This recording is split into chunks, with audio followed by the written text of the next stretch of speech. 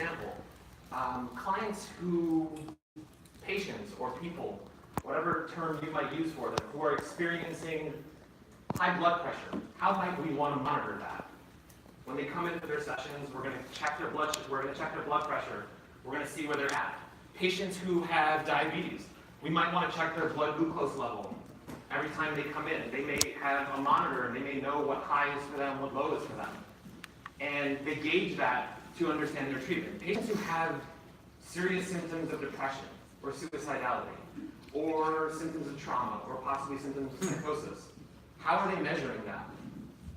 Why are we in our industry possibly not using tools that some might hold to be validated for these symptoms that people are experiencing? And we'll talk a little bit about that, and we'll use the program that I work in Los Angeles as a little bit of an example. Throughout the slides, there are a few little memes and cartoons throughout them because you will see a lot of data.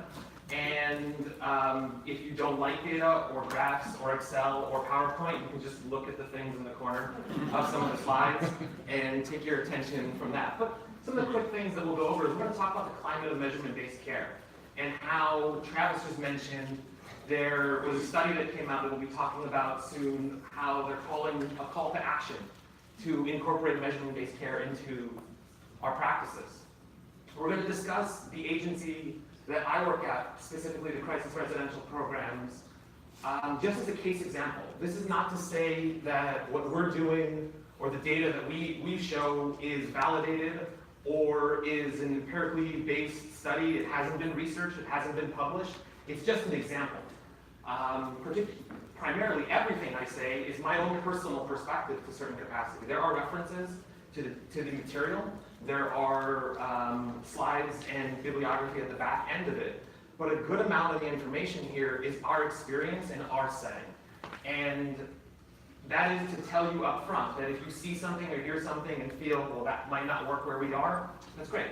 But the hope is that the example of the data that we incorporated and outcomes we incorporate into our program might be helpful. We'll talk about the implementation process, particularly how challenging that could be, and a little bit of conclusions as to where we fall behind in data collection and analysis as well. We are not in any way, shape, or form pioneers. I am following the keynote speaker only because of time, not because of rank or what I know. It's strictly to say that this is what we've started, and we hope that people can move in that direction as well.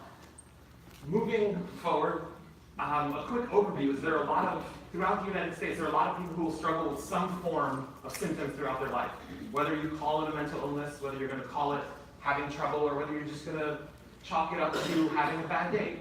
A lot of people throughout this country are suffering from some kind of impairment throughout their daily lives. And with the emergence of evidence-based practices, recovery-focused models, and all of these different types of nuanced, empirically validated ways to help clients, we're wondering to the same capacity, why is it possible to have empirically validated treatments but not also use data to back your treatments or have those as part of your programs? So there was a study that came out in 2015 that Travis just mentioned. He got his numbers spot on. He remembers this study very well. That really alarmed me and shocked a lot of people when it was published. That 18% of psychiatrists and 11% of psychologists are using symptom rating scales. To me, that sounded very, very, very low. And it could be because I previously was working in a research background. It could be because I'm very new in this field. I don't know the history and the trajectory of crisis residential and mental illness. But when I started in grad school, the first thing I was taught was outcomes and how to incorporate them into our practices. And then once I got into my workplace setting, I started to realize that what I was learning in school was not what was happening in practice. I was taught the Beck's depression inventory. I took a Beck's depression once a week in grad school to see if my score would get better when my classes got less difficult. and thankfully they did. I am currently no longer in the moderately depressed state of the Beck's depression scale.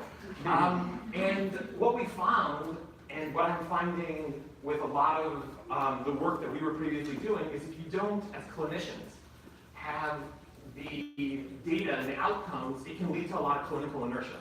You might feel your client is not getting better. You might feel the client is getting better, and it's vice versa. So taking these tools can make it a little more meaningful and impactful for us individually as well.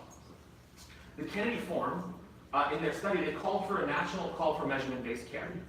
They specifically outlined, I copied it straight from what they said, that where we can, using validated symptom rating scales completed by clients and reviewed by clinicians is something that we should use in our treatment, not just to understand levels of care and facilitate where they might be in treatment, but also to help understand their goals, their symptoms, their intensity.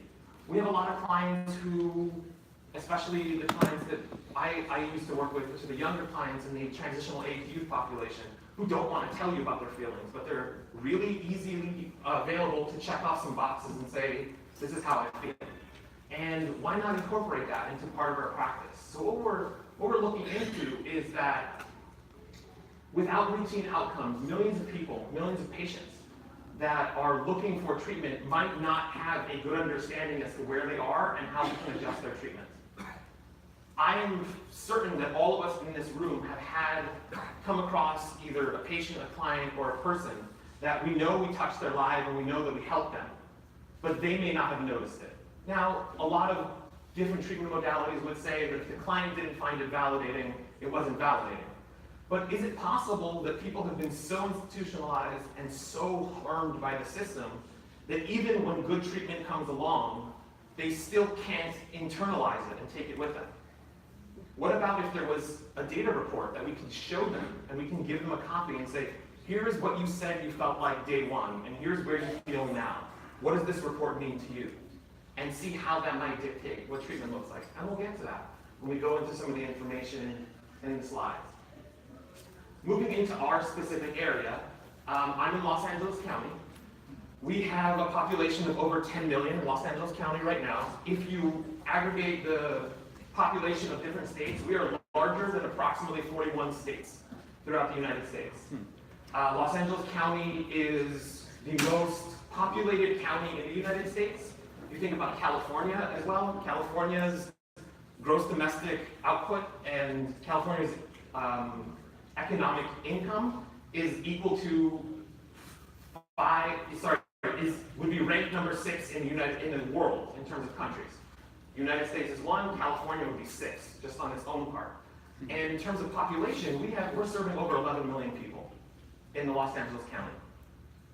The point in time where I moved into crisis residential, roughly about 2016, at the time there were 3 programs that I was aware of and familiar with in the Los Angeles County area, roughly approximately 36 to 40 beds, serving almost 11 million people.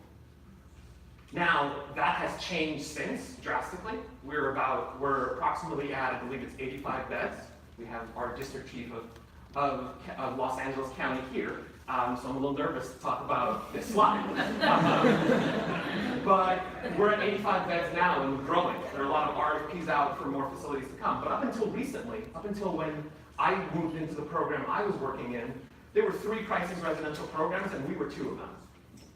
And we were getting an abundance of people coming to the program. We were having the beds frequently full. We were frequently having long wait lists and trouble kind of navigating where these clients might go. But in a similar token, when I took over the position, and I'll talk about the 2 houses, this is Jump Street over here, which is located in Los Angeles, and our Excelsior house, which is in Inglewood. If you're familiar with where the Forum is in Inglewood and where they're building a brand new stadium for the Rams, we are right near there. Excelsior House opened up in 1982. It has been open 24/7, 365 days a year since 1982. It closed once, and it was not during the big earthquake in California. It was for fumigation.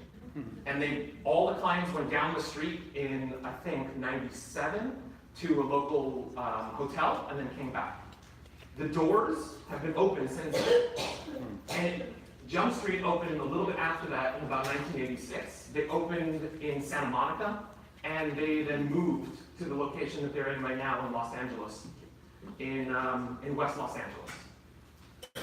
These 2 programs, we'll talk a little bit about them. Excelsior House and Jump Street are crisis residential programs, we call them CRTs. County uses the term CRTP. And I try not to use that term because I always want to add the word program after P, and it's CRTP. P is program again. It just doesn't go off the tongue for me. But the program's goal is to help clients stabilize and possibly be diverted from a hospital setting.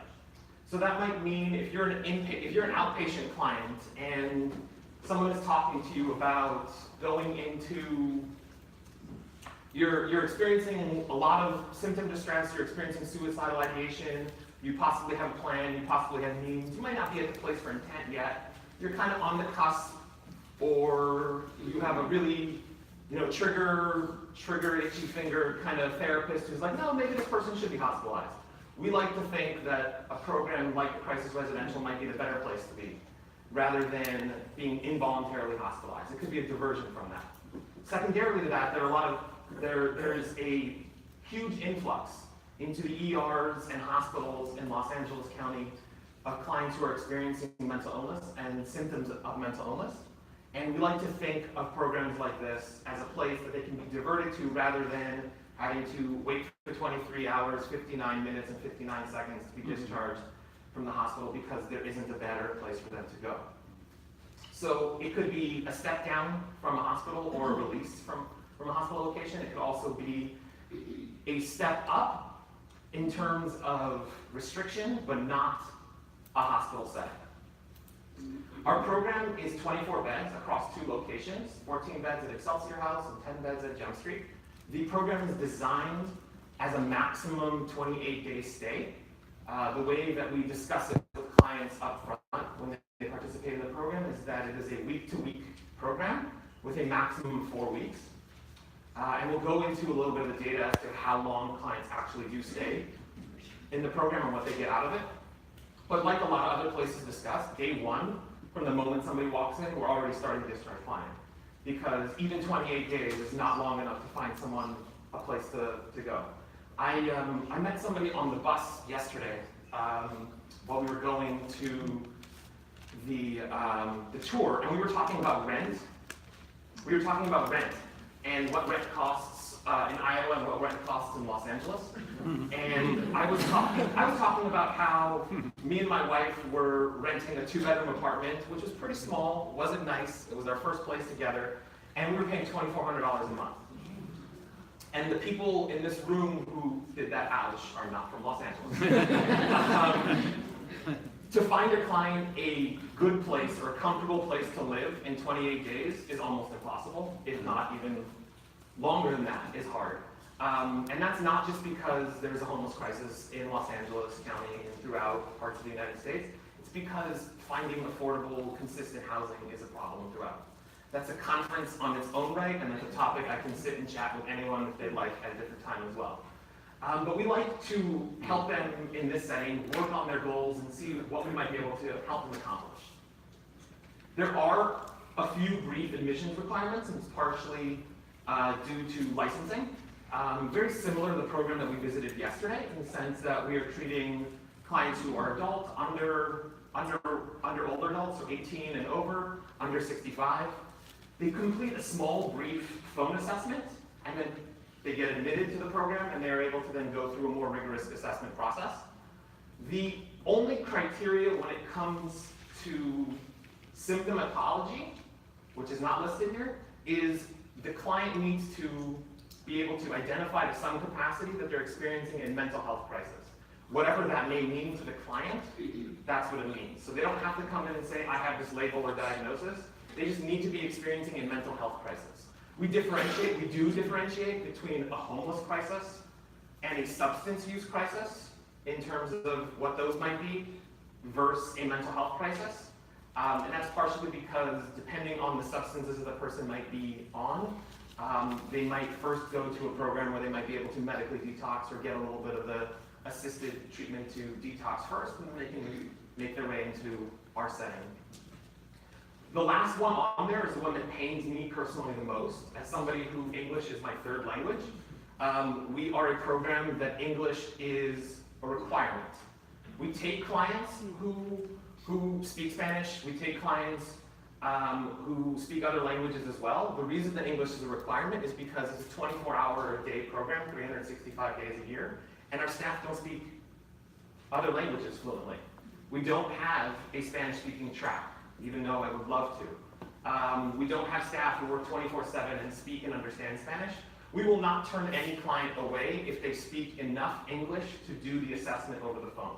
So if they can answer the questions like, what are you experiencing? What kind of support do you need? Even if they choose to be clients who are presenting with a lot of poverty of content, we're still going to be able to take them in the program and find ways to work with them while they're there. The intake paperwork that we have it in English, we have it in Hebrew, we have it in Farsi, we have it in Spanish. So that, and I've listed those languages because they're the ones that I understand and speak, no particular order. But the ability to do an assessment with a therapist who doesn't speak Spanish is something that is challenging, therefore we make sure that the clients have an understanding of English while they come into the program. The program objectives are a little bit bulky in the slides here. I know Travis sent out some information as to how to present in PowerPoint. Don't put too many words and keep them in bigger fonts. I purposely did not listen. And that's because I'm a friend. Travis is a friend, and I think I can do that to a little bit of latitude. Well, also because there are a lot of things on the slides that I'm not going to go into in depth. They're there for people. They're going to be uploaded to the conference website. You can print some of this out. You can print out the information as to the program objectives. I stole some of those program objectives from other websites and programs and implemented them, so I'm sure that you can take them from us and incorporate them if the language sounds good to you too. But the overall goal of the program is to help stabilize clients experiencing some kind of acute crisis. The hope is to prevent hospitalization and prevent them from having to be psychiatrically hospitalized by doing two functional things. One, linking them with outpatient services for continued care, and two, getting them access to a primary care physician. A lot of times, the clients who are experiencing symptoms of mental illness, particularly in our county, will use emergency rooms for routine medical concerns. So I have a headache, I go to the ER and I sit in the ER for 10 hours, and therefore my headache gets worse. Rather than getting connected with a primary care physician. So that's one of the goals that we try to work on, is to help establish those referrals. One of the things that we tell the clients up front, day one when they come into the program, is we cannot guarantee you housing. We cannot, there is no secret list of resources that we have. I wish there was. We do everything and anything in our power to link with programs throughout the county and learn what they do, sober livings, assisted treatment facilities, GR beds, general relief beds, and shelters or captive beds at shelters to help get clients in. And what we printed, and I can send it out to anyone who would like, is for our county, we kind of put together it was designed by a client actually, I wish I had a picture of it. It's a step ladder of the different steps above, the different steps from homelessness to permanent housing. Oftentimes there is a push to take, there was a push and there continues to be a push to take clients from homelessness and directly into permanent housing. I love that model. It's just not something that in 28 days we'd be able to accomplish. The ability to get a Section 8 voucher and get that location and get that place in 28 days is really challenging. So what we've done with some of the clients is we've created this these little stairs, and each stair has a different level of housing. The bottom step, before you can step onto the step, is homelessness. And then the step above that might be your car. The step above that might be a shelter, and above that is a captive bed at a shelter, possibly a sober living, possibly assisted living. Could be transitional living, could be a temporary, apartment, a boarding care, or maybe permanent housing. And what we tell clients is, we cannot guarantee you permanent housing, but I'm going to do everything we can in our power, and we're going to be damn certain that you're not going to leave here homeless by choice, as long as we can help support you go up one step. As long as at least one step above where you were, we may not be able to make that jump all the way to the top of that ladder, but at least if we can get you started on that process, we're doing something to help the homeless crisis. Those are the program objectives.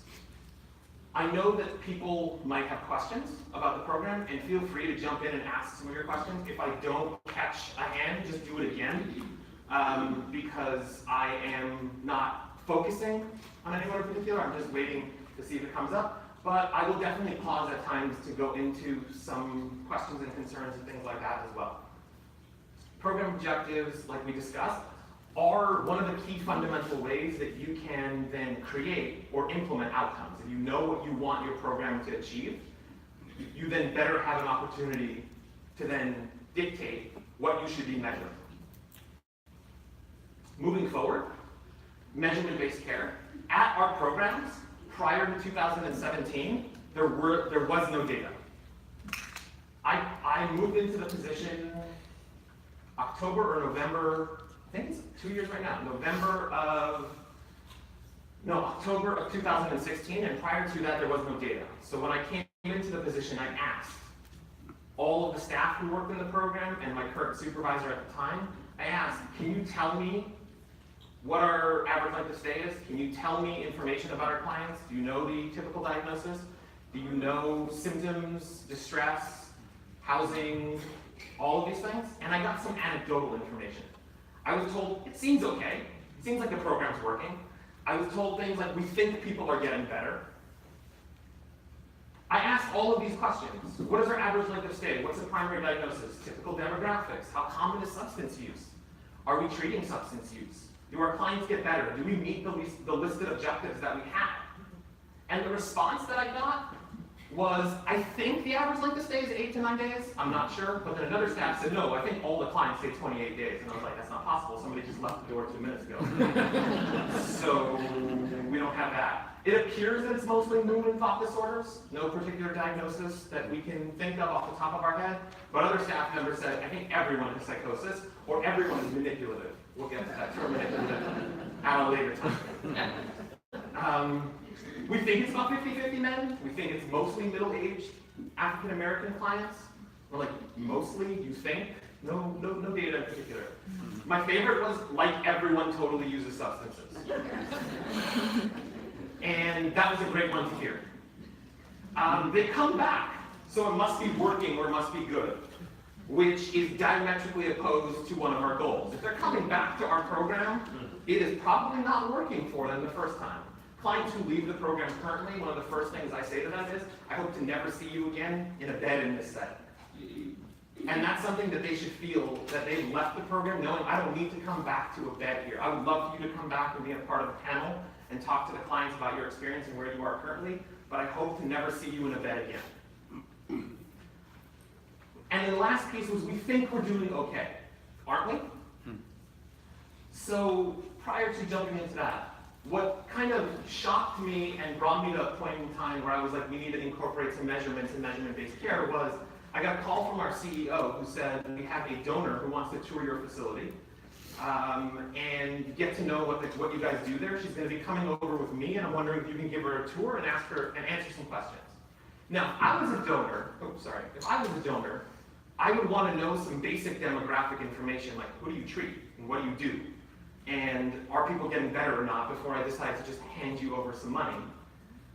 So I spent about 8 to 10 hours that night just combing through a lot of previous files and folders, our census information, our basic demographics, and compiled in my head a rough estimate and waited for this meeting to happen. And when we had this meeting and the donor came along, she asked the CEO a bunch of different questions. Well, what's the population look like? And what's your average length of stay? And how many people have substance use? And a bunch of these questions that I had, and she kept looking at me, being like, answer these questions. And I told her, I said, I can only speak to the last few months because I've been looking at the reports from October and November, and here's some of the basic information I have. And what I realized after that meeting was that we had no formal data report. We had no formal way to track any information, and it really harmed our ability to help our clients and also talk to our funders, talk to the people who are going to provide us support. So what we decided to do was we picked 4 small measures that we wanted to incorporate into the program, and I'll go into those a little bit right here. The first one was we created an internal data tracking sheet. I'm going to show you guys what that looks like and what we were tracking. It's just to get all the demographics in one place, all the information about do they have social benefits, do they already have access to mental health, do they have access to psychiatrists, We also took down PHQ-9 information. I think I've talked to a bunch of people who are familiar with the use of PHQ-9 as a patient's health questionnaire with 9 questions, goes into some of the severity and ratings of depression. We were primarily focused on suicidality as some of the questions that are asked there. How often are you experiencing thoughts of suicidal ideation? And therefore we incorporated 2 other measures that were more symptom related and directly targeted specific types of symptoms. The first one is the Columbia, as we call it. People call it CSIRS, but that just sounds weird to me. I'll call it the Columbia. The Columbia is a suicide risk assessment. One of the amazing things is in the recent updates in Los Angeles County, they're adding this to the initial assessment form. So every initial assessment that is being done in Los Angeles County has the questions for Columbia on the form already and asks clients about their thoughts of suicide and their risk for suicidal intent and harm. The last one is the one that we're going to focus on a little bit more in here, is the outcomes questionnaire, it's the OQ 45.2. That's because it has 45 questions and it's version 2. Doesn't sound like a great name to me, but it's an outcomes questionnaire that provides 4 total scores for clients. There's a score of their overall health, there's interpersonal scores that are listed there, there is a symptom distress score, and a social role score. Now, if you think about those 4 categories, so for example, interpersonal relations, when you're in a residential setting and you have to live with a roommate and you have to work in the milieu and create meals with people, you're going to be working on your interpersonal relations. If you're coming in with mental health symptoms, you are obviously going to be addressing your symptom distress because that's what you should be addressing in a mental health program. And then social roles, that's the piece in regards to providing clients with responsibility. When we visited the program yesterday, they talked about how the clients in their program cook the meals. And the clients are very much involved in supporting each other. And our program is very similarly designed to help clients increase their social roles.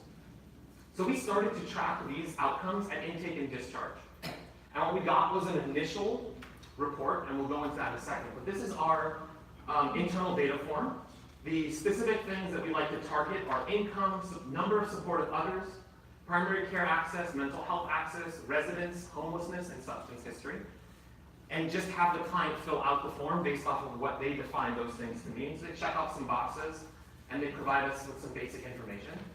We have the OQ, which is more of our symptom distress scale.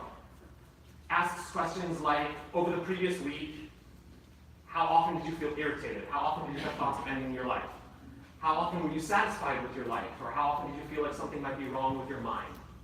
And have the clients rate their scores on this as well in the intake process. Some of the challenges that we had were, 1, picking the appropriate measures. I love that. It's funny to me too because my wife hates strawberries. We weren't sure which outcomes to pick.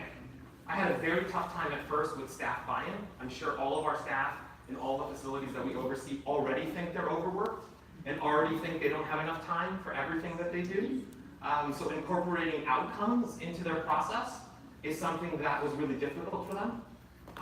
My personal recommendation, and this is just somebody who is new in this field, is anything that any of your staff do, you should know how to do if you are at the same level of care as them. So for example, and anything your clients have to experience is something that you should try. It's a personal belief that if you're going to give a client a treatment modality, you should have tried it yourself first to see if it works or not. So I sat through the intake process with the clients. I had our intake staff do a mock interview and mock intake on me to see how long it took. And I became exhausted after the fact. So I understood that there were a lot of challenges that they had there. So therefore, we looked at what things were that we could remove from their plate to better be able to incorporate some of these outcomes. The last piece was keeping track of the data. Keeping track of the data is a challenging component. I'm thankful to say that at our agency, we have a research and evaluations department. It is slightly beyond me why that department existed before me, but they never had outcomes for this setting. But thankfully, we're working very diligently with them currently, and they put together outcomes reports and data analysis, and we have a research assistant who inputs all of these data components when we give them to them. So jumping into our first initial report, this report has an N, I wrote it down so I remembered, of about 45. N meaning it was 45 patients. that go into this report. So it was our brief initial right off the bat report, and we'll go into a more robust report as we go on throughout the slides. What we found was the length of stay was roughly 10 to 11 days actually. So it wasn't 28 days. People weren't staying the whole time. We found that it wasn't 50-50 male and female. It was about 63% male and 33% female of the people that we saw. We found that a lot of our clients leaned towards being younger.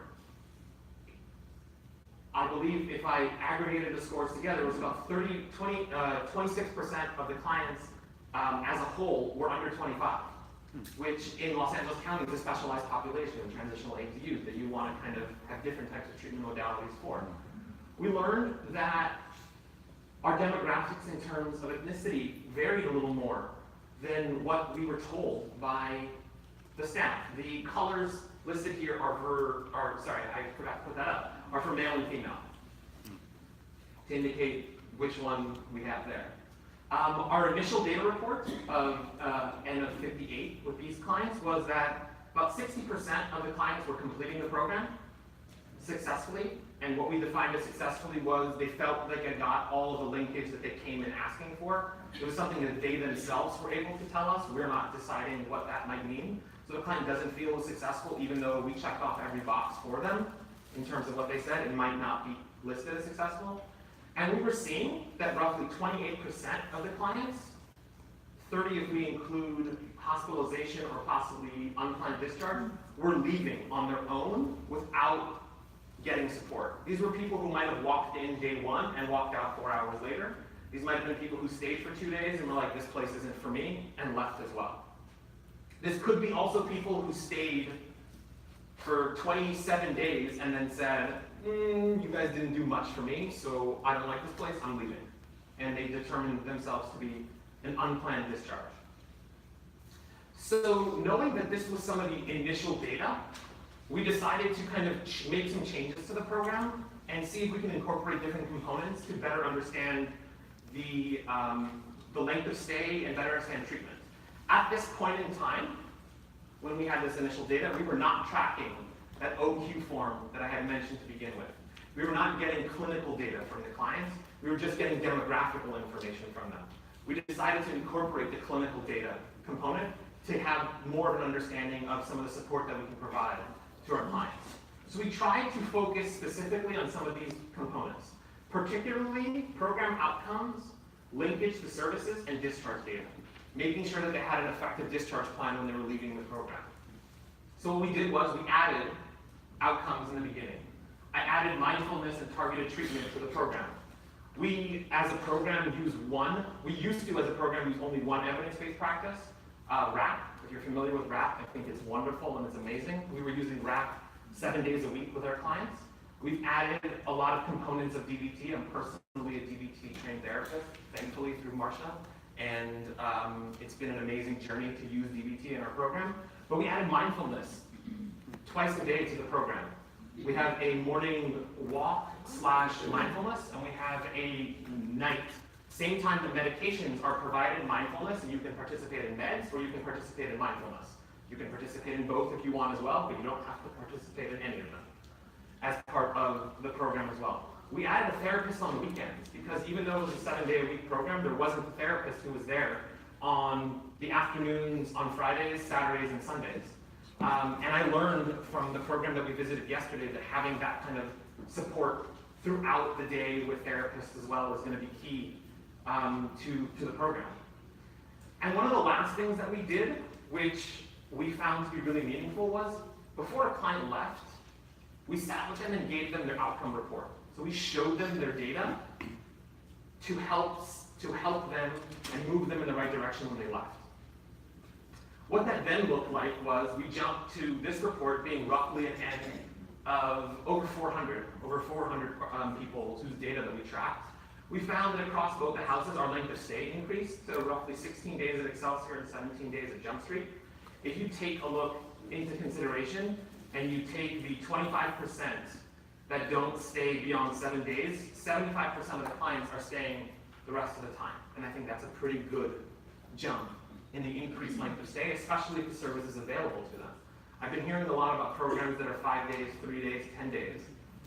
I would assume that if in your county, in your area, you had the ability to be 28 days, your clients would love to stay longer than the time that they have. And we were finding it so challenging that people did not want to stay longer and they'd rather go back to living on the street. If your program is bad enough that somebody wants to go back to the street and stay in a bed with 3 meals a day, you have real problems.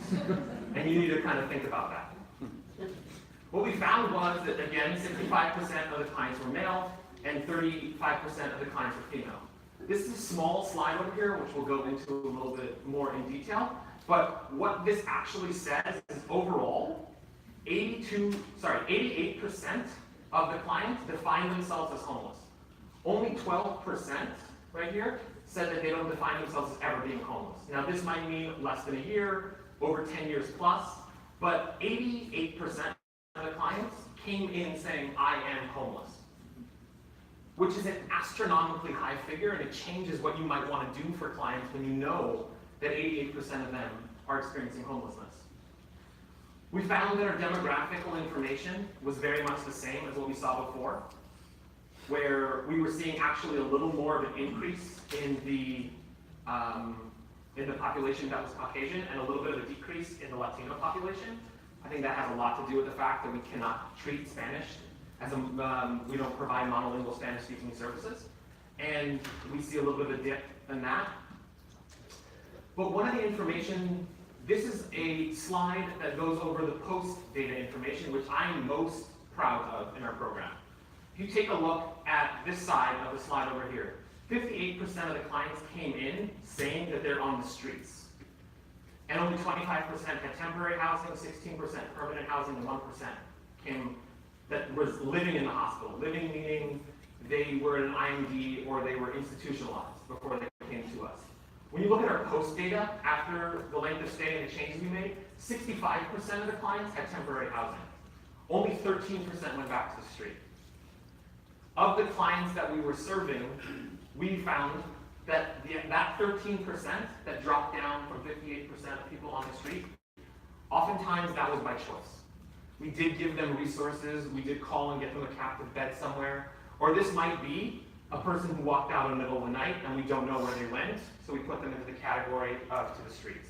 They could have had permanent housing beforehand, they could have had temporary housing, but we don't know where they went, so we put it there. But to be able to show our funders and show our staff, very importantly, our staff, that you had 58% of your clients are coming from the street, and 65% of them have temporary housing when they leave, and only 13% go back to the street. That's huge.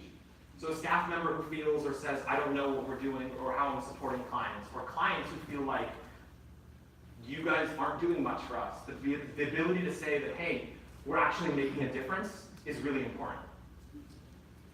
Jumping into primary care, we had roughly 34% of our clients had access to primary care when they came into the program.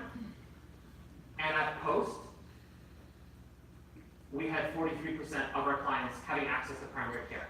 We were trying to link clients with primary care to the best of our ability. The same goes with mental health. Only 25% of our clients were coming from a mental health program or had access to mental health before they came to us. And at discharge, it was 75%.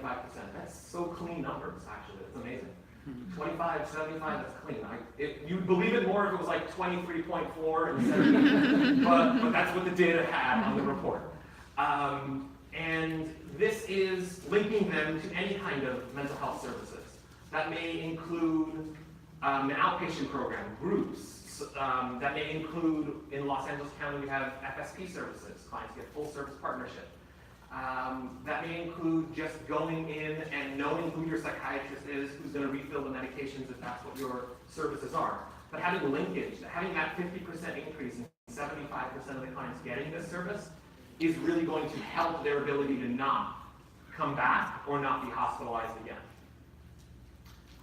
This slide has the information in regards to the outcome data for the OQ. If you see this line over here, that you see in the middle over here, that is the clinical cutoff point. Now we're going to go into a little bit of symptomatology and symptom distressing terminology. but clients who are above this line are considered, per this measure, clinically distressed. They're experiencing they're experiencing some kind of clinical distress in their life. On the social roles and interpersonal relations, in the short time that they're with us, we were able to decrease those almost to the point where they were under that threshold. Now, it would be a miracle and probably be not true if they were able to reduce under the total score of the overall score on the OQ in the 28 days that they spend with us, but that's a big jump. That's a big jump. That's statistically significant, and it's more than a standard deviation of results that the clients are experiencing a decrease. This ability right here to be at the 65 point is something that means that this client is going to be able to easily succeed in an outpatient program, easily succeed in community-based treatment rather than needing to be in a hospital. This means that they are not hospitalizable at this point because they are showing that they can make a change in their symptoms. Now, the amazing part that we were trying to incorporate when the clients are leaving the program is this piece right here. This is a sheet that all the clients get upon their discharge. This is an actual case example of a client. She came in with numbers that are what we would consider to be way above the chart in terms of her symptom distress.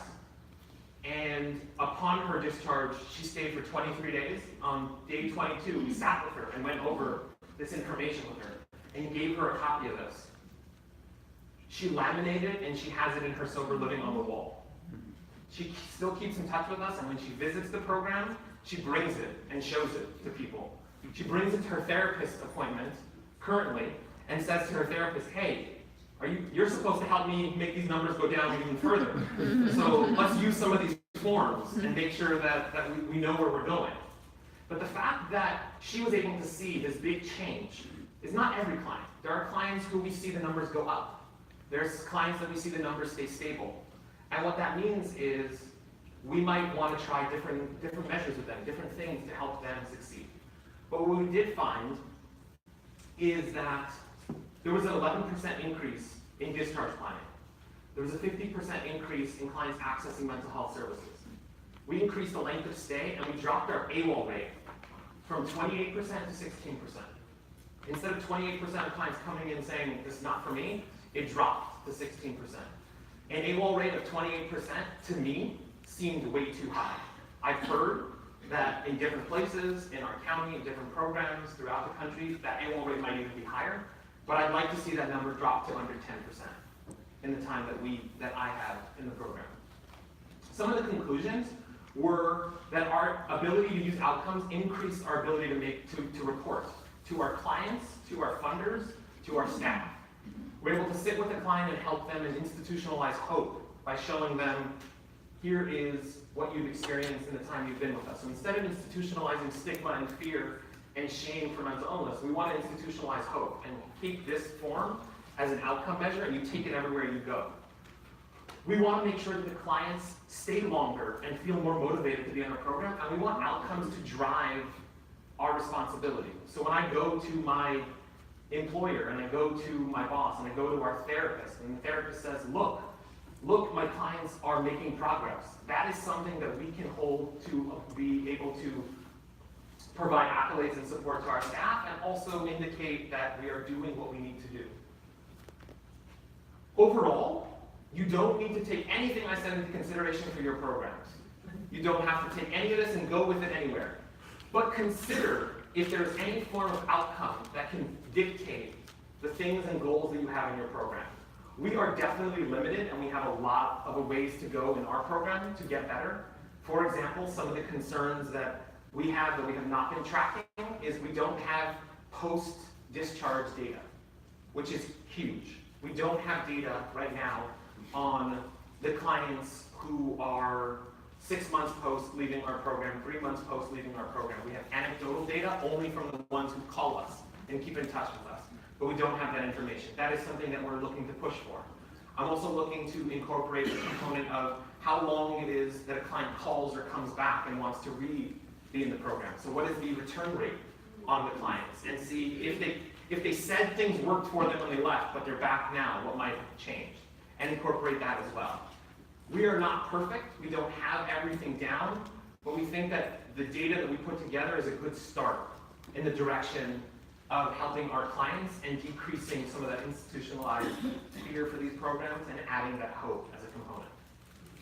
So first, references. It's there if you want to see it, but we'll go to this.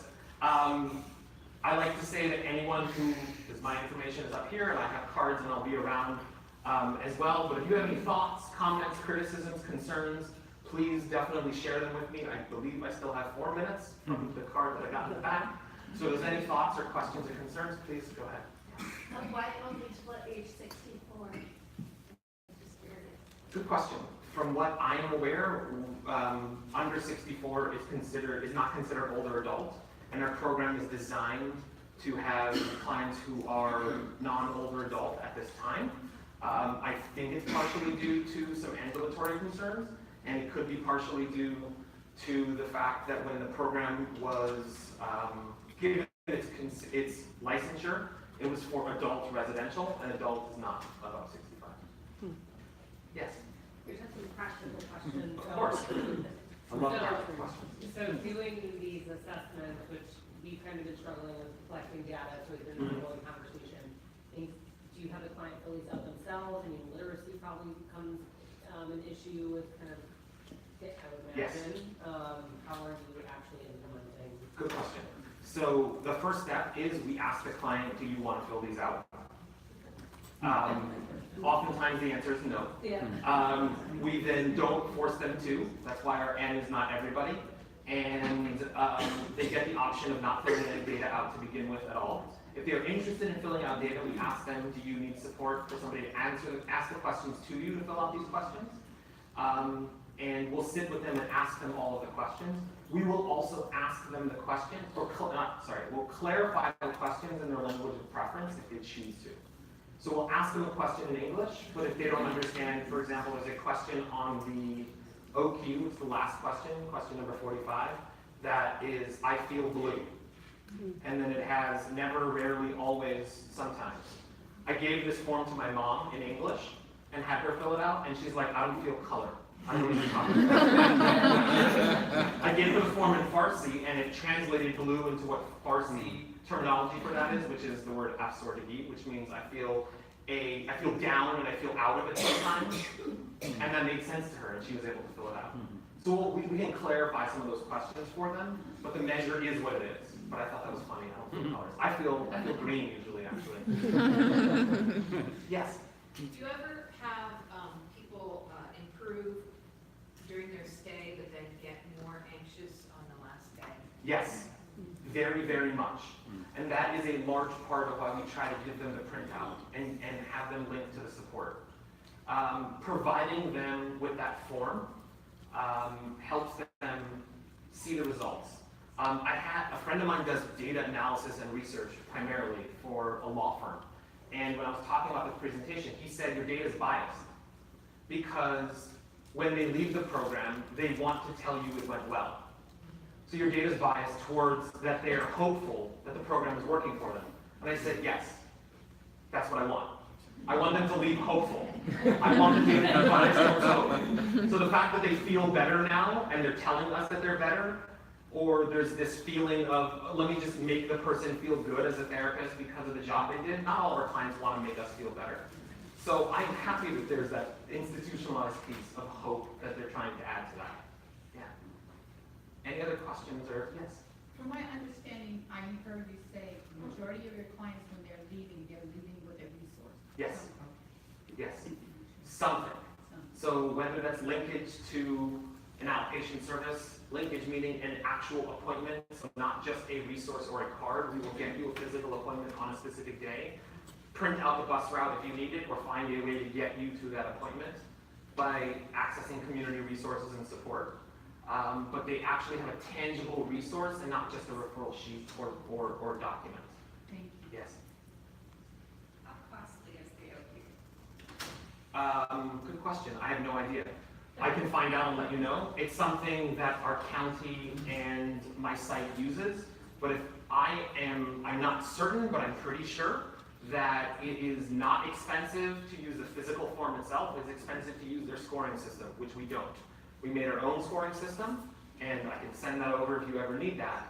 It could be close to nothing or free as a form itself, but the scoring system through their software is expensive, and we don't use that.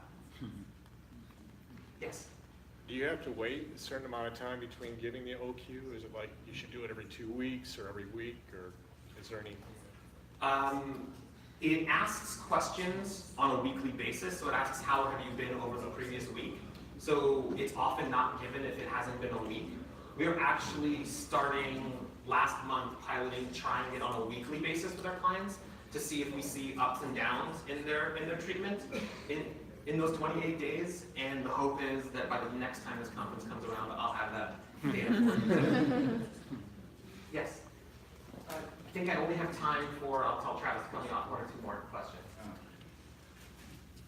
I thought your last comment was important, that to me the biggest challenge facing crisis residential, one of the biggest challenges, is really what you said, what you're not able to do, and I'd like to hear if anyone else does, really what impact does it have post-discharge? Mm-hmm.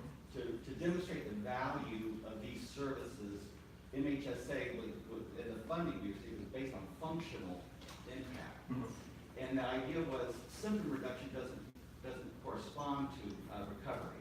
Mm-hmm.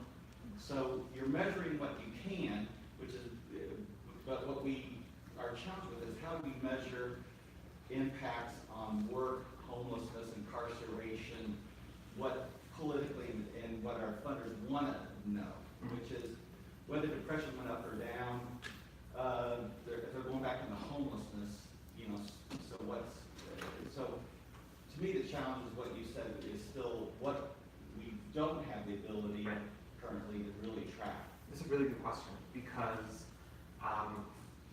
yeah, those specific functional impairments that they might experience, or those reoccurrences in hospitalization, things like that, are hard to track. What we're finding is I'm using these data reports. Everywhere I go, I have my portfolio with me, which has a copy of my data report. And when I meet people, I show them the data report. And that is how I fundraise for the program. When it's not a role that's specifically assigned to me, but currently, as designed, we do not have funding to support having aftercare tracking. But we hope, and that's where we're getting some of these donors to kind of pitch in, that if we can show aftercare tracking is working, then we might then be able to bring that data to our funders and say, hey, now fund us more because we have this thing that works too. So thank you very much.